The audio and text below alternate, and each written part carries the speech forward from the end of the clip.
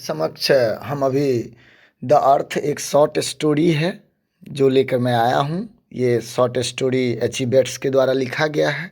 इनका जन्म 1905 यानी 1905 को हुआ और 1974 में मर गए। इनका जन्म नॉर्थम्पटन सेंट्रल इंग्लैंड में हुआ था।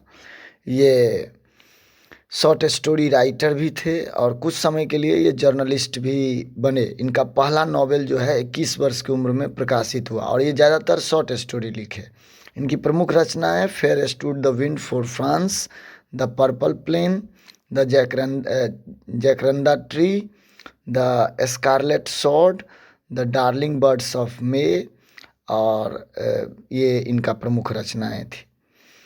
इस कहानी में जॉनसन नाम का एक किसान है जो जिसके पास 4 एकड़ रेंटेड लैंड है। जो रेंटेड लैंड वो सेंडर से लिया है और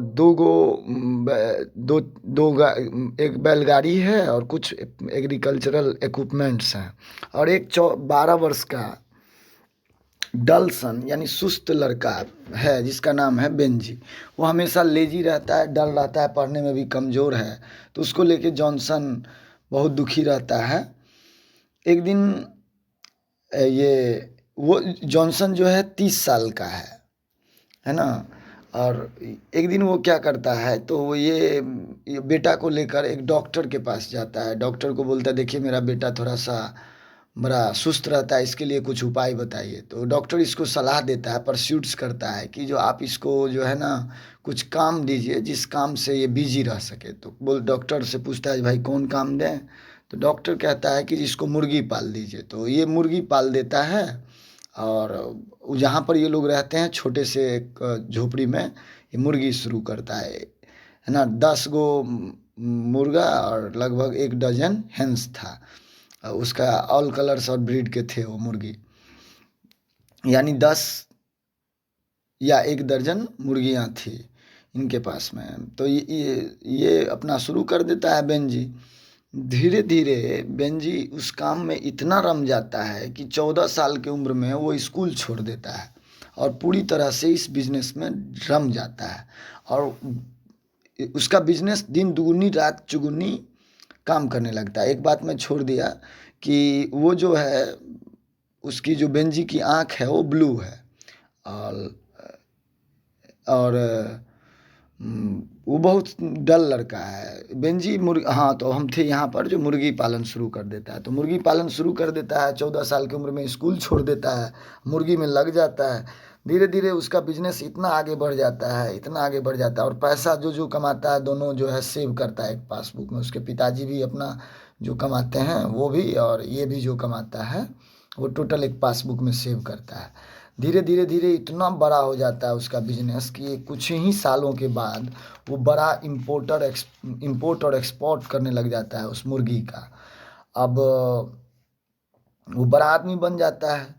बड़ा आदमी बन जाता है तो 21 साल का जब उम्र होता है तो बेंजी के पिताजी उसको पासबुक देते हैं जिसमें वो पैसा जमा करके रखा होता है। तो बेंजी के पिताजी जो पासबुक से पैसा निकालता है और पैसा निकाल करके वहाँ एक सेरेमनी होती है पासबुक देने का। तो वो पासबुक देता है और पैसा निकाल करके वो 4 एकड़ ज़मीन जिस पर उसके पिताजी खेती करते हैं वो 4 एकड़ ज़मीन खरीदता है, उस पर एक बड़ा हाउस बनाता है और सोचता है जो रियल एस्टेट का बिजनेस शुरू करेंगे। इसी दौरान उसके लाइफ में एक लड़की आती है जो फ्लोरेंस नाम की लड़की है। फ्लोरेंस से ये माने प्यार करने लगता है, प्यार हो जाता है। फ्लोरेंस देखने में अच्छी नहीं होती है, उसकी आंखें ग्रे है, ब्लैक है वो। तो जॉनसन को भी पसंद नहीं है। तो बेंजी पिताजी को बोलता है मैं इसी से शादी करूँगा। तो जॉनसन बोलते हैं नहीं, इससे शादी मत करो, इससे सुंदर लड़की से हम तुम्हें शादी कर देंगे। लेकिन वो नहीं मानता है, उससे शादी कर लेता है।